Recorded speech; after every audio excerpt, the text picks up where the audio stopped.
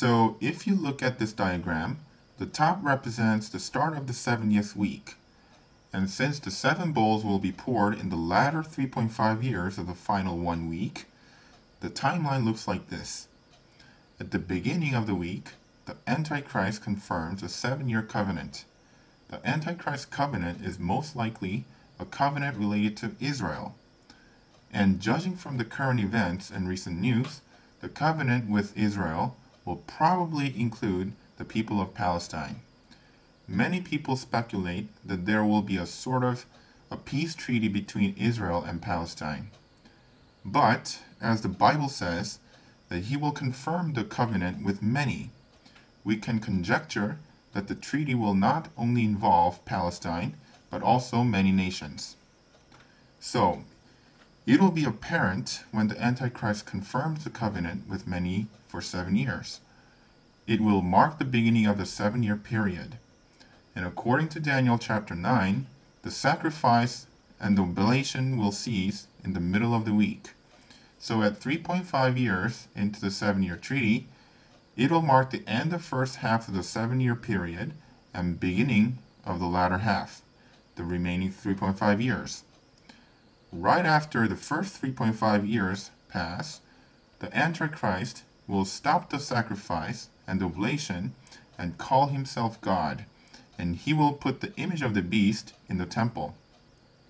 And the 7 bowls of God's wrath will be poured out in the latter 3.5 years. And at the end, the second coming of Jesus Christ will take place. Now, the question is, when is the 7-year period?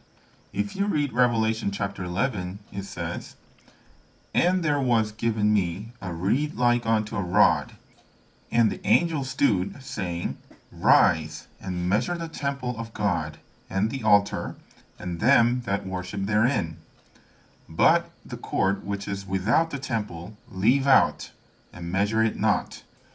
And the holy city shall they tread under foot 42 months. And I will give power unto my 2 witnesses, and they shall prophesy 1,260 days, clothed in sackcloth." In this passage, 3.5 years is mentioned twice. In verse 2, 42 months is equal to 3.5 years. 1 year equals 12 months, 2 years equal 24 months, and 3 years equals 36 months.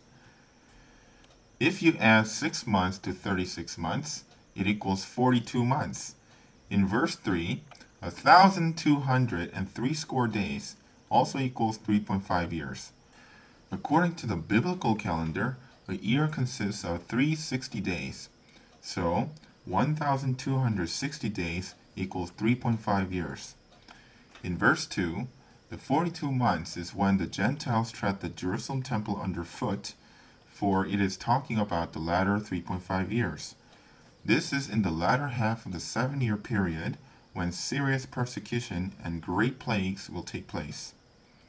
The time of 1,260 days, when 2 witnesses clothed in sackcloth prophesy, is in the first 3.5 years. If the 1,260 days in verse 3 were the latter 3.5 years instead, there will be a discrepancy.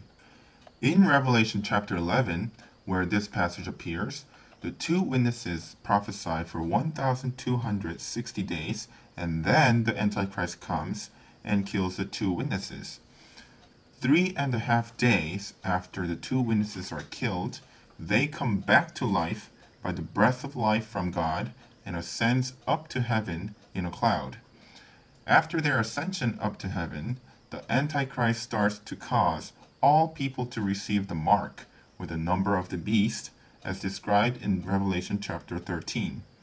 So, if you suppose the 1,260 days of the 2 witnesses prophesying to take place in the latter 3.5 years, then it would mean that the 7th trumpet that sounds in verse 15 of Revelation chapter 11 is also taking place in the latter 3.5 years. And there will be a discrepancy if the 7th trumpet is sounded after the 7-year period is finished. Therefore, we know that verse 3 evidently has to be in the first 3.5 years. Many people are confused about interpreting this passage and say that the witnesses come in the latter 3.5 years. If that is the case, it would either mean that no Christian is raptured, or that the rapture will take place after the 7-year period is passed. But that interpretation is very unlikely. This is because the part where the Antichrist is given authority to call himself God and persecute and kill Christians for 3.5 years come out after this scene. For this reason, when the two witnesses come to prophesy, it marks the beginning of the 7-year period, because this event happens in the first 3.5 years. So again, in summary, the two witnesses appear and start to prophesy at the start of the 7-year period, and when the 7-year covenant is confirmed by the Antichrist, the 7-year period begins. When does World War III happen? There are many talks nowadays about the upcoming World War III. In Revelation chapter 9, it says, saying to the sixth angel, which had the trumpet, loose the 4 angels, which are bound in the great river Euphrates. And the 4 angels were loosed, which were prepared for an hour, and a day, and a month, and a year, for to slay the 3rd part of men. This is before the 7-year covenant, since the record about the 7-year covenant is found later in chapter 9. This is based on the premise that the book of Revelation is written in chronological order. So, the 6th trumpet sounds before the start of the 7-year period, and because the 3rd World War is the 6th trumpet, we also know that the 7-year period will begin between the 6th and the 7th trumpet, because the 7th trumpet is sounded at the middle point of the 7-year period. That is why we can say the 7-year covenant starts before the 7th trumpet, but after the 6th trumpet. And we can also know that before the 7th trumpet is sounded, the two witnesses will prophesy for 1,260 days, and the 7th trumpet will sound at the end of first 3.5 years. Many versions of the Bible omit the article the in verse 15. In the original text, it writes, to slay the 3rd part of the men, instead of the 3rd part of men. But many interpret this as a 1/3 of the world's population dying. The 1/3 of the entire world population of 7 billion is approximately 2.3 billion. But if a definite article, the, is written in front of the men, so that it reads the 3rd part of the men, it could mean that the 3rd part of the participating army is what this verse is referring to. So it can be interpreted as a 3rd part of the participating army deployed for the war that dies from the 6th trumpet. In this verse, 16, the number of the army of the horsemen in the World War III at the 6th trumpet is 200 million.